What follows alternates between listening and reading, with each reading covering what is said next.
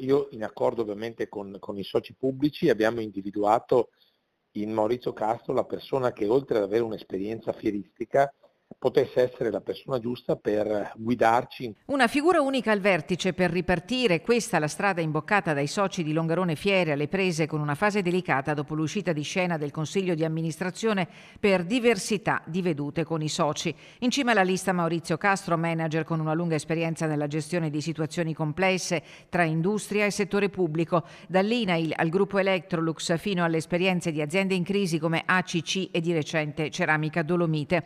Nel suo curriculum incarichi di primo piano nelle relazioni industriali, la guida delle risorse umane in grandi gruppi e ruoli di responsabilità a livello nazionale.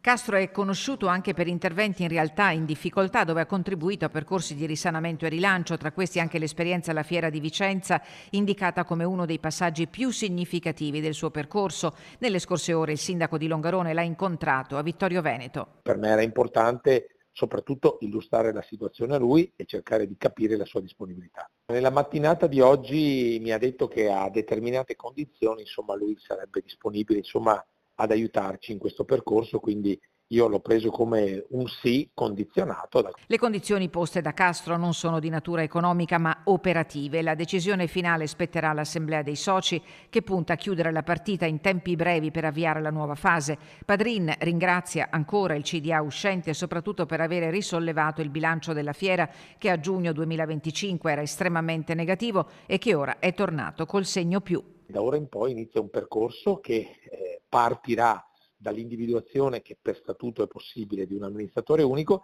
e poi costruire con un consulente un nuovo piano industriale arricchito rispetto alla situazione, a quello che ci ha presentato il CDA, e poi valutare insieme alcune figure da poter inserire all'interno della struttura compatibilmente con le disponibilità economiche che l'ente ha.